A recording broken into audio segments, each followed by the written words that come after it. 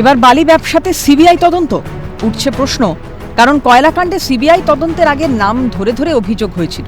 এবার বালি ব্যবসাতেও সেরকমই অভিযুক্তদের নাম শোনা গেল অগ্নিমিত্রা পলের মুখে।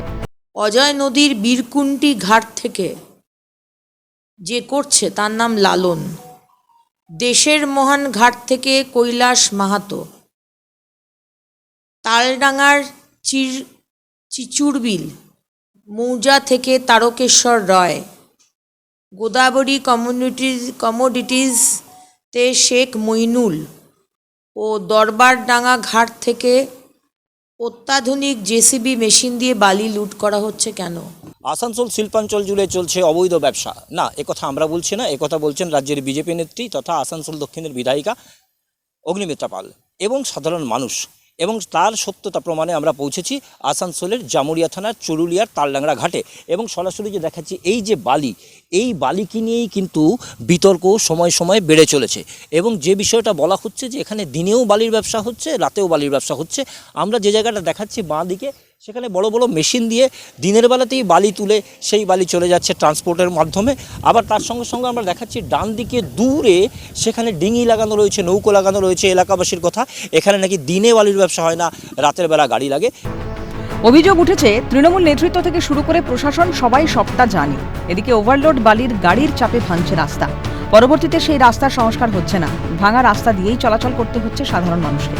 শুধু তাই নয়, বালি তুলে নেওয়ার কারণে জলসংকটও দেখা দিয়েছে একাধিক এলাকায়, তারপরেও প্রশাসন নির্বিকার। রাস্তা নেই, রাস্তা ভেঙে গেছে, তার উপর দিয়ে বড় বড় সেই ডাম্পার, বড় বড় ট্রাক সেই বালি নিয়ে যাচ্ছে, পরিবেশকে নষ্ট করে দিচ্ছে, গাছ কেটে দিচ্ছে, গাছ পুরো কেটে দিয়ে বালি তোলা হচ্ছে।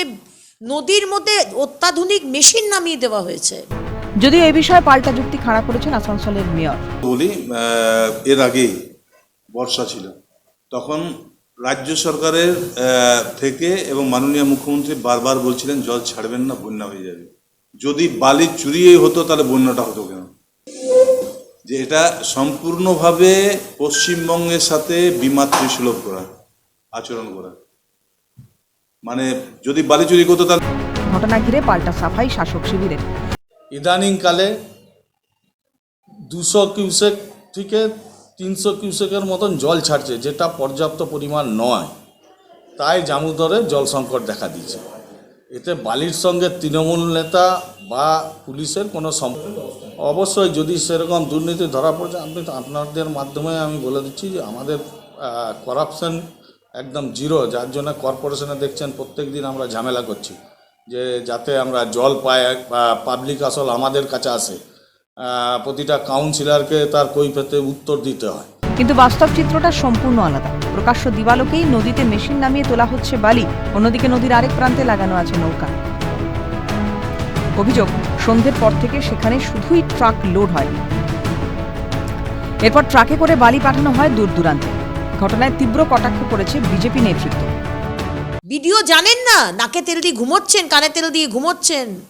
আমাদের টিএমসির, আমাদের জেলার তৃণমূলের যে প্রেসিডেন্ট নরেনবাবু এমএলএ, উনি জানেন না এই জায়গাটা যার, তৃণমূলের বিধায়ক হরেরাম সিং, উনি জানেন না। জামুরিয়ার বিডিও বিএলআরও তাদেরকে অভিযোগ করা হয়েছিল যে বিভিন্ন রকমের চালান দিয়ে এই কাজ চলছে।